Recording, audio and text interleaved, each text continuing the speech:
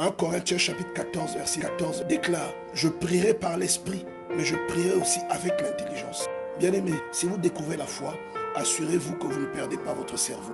Si un prophète vous déclare que vos parents sont sorciers et que vous devez vous éloigner d'eux, que la Bible dit dans 1 Jean chapitre 4 verset 1, n'ajoutez pas foi à tout esprit, mais éprouvez les esprits pour savoir s'ils viennent de Dieu. Car plusieurs faux prophètes sont venus dans le monde.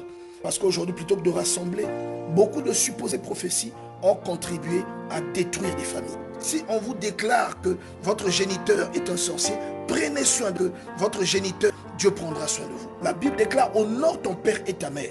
Ne courez pas le risque de pécher inutilement contre un innocent qui de surcroît est soutenu par Dieu. Ne courez pas le risque d'emmener la condamnation dans votre vie, de bloquer votre réussite et d'éteindre votre grâce. Et curieusement, cette sorcellerie n'apparaît que lorsqu'on a grandi et qu'on est marié, et surtout lorsqu'on découvre nouvellement la foi. C'est là que les révélations commencent à pleuvoir. C'est là que la supposée sorcellerie de vos parents apparaît soudainement. Pas lorsque vous êtes à la maternelle, pas lorsque vous êtes à l'école primaire, pas pendant que vous faites vos examens, pas lorsque vous êtes à l'université qu'on doit vous payer les cours, mais seulement lorsque vous commencez à travailler ou lorsque vous entrez dans le mariage. Quand un prophète viendra vous dire: vos parents sont sorciers. Parfois vous n'arrivez pas à faire des enfants, que la sorcellerie de vos parents apparaît.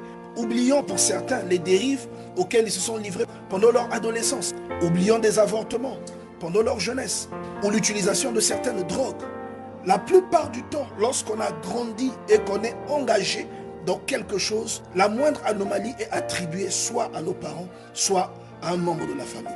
Et ce qui est curieux pour des chrétiens, car en réalité, ce n'est pas aux chrétiens d'avoir peur du sorcier, mais à l'inverse, c'est aux sorciers de craindre le chrétien à cause de la puissance qu'il habite. Aussi vrai que vous êtes chrétien, aucune puissance liée à la sorcellerie, vienne-t-elle de votre père ou de votre mère, ne pourra éteindre la flamme de votre vie. Et dans une telle configuration, moi je vous recommanderais de prendre soin de ces supposés sorciers.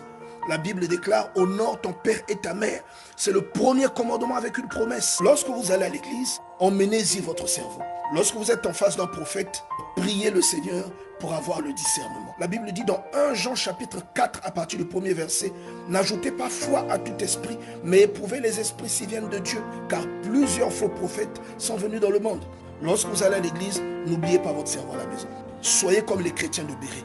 Éprouvez tout ce que l'on vous dit sur la base de la parole de Dieu. La Bible déclare: honore ton père et ta mère. Elle ne précise pas s'ils ne sont pas sorciers. Si quelqu'un vous dit que vos parents sont sorciers, cette sorcellerie n'intervient que lorsque vous avez grandi, que vous devenez indépendant, et la plupart du temps quand vous vous mariez, et surtout lorsque vous intégrez une église qui a un esprit de divination et que vous vivez nouvellement votre foi. Jamais lorsque vous êtes enfant et que vos parents s'occupent de vous. Jamais lorsqu'ils se sacrifient pour vous envoyer à l'école. Jamais lorsque vous êtes malade et que votre maman passe des nuits blanches avec vous à l'hôpital. Si quelqu'un vous dit que vos parents sont sorciers, continuez à prendre soin de vos parents. Car il y a un pouvoir que la sorcellerie ne peut jamais renverser. C'est le pouvoir de Dieu. Si vous êtes réellement un chrétien, ce pouvoir est en vous.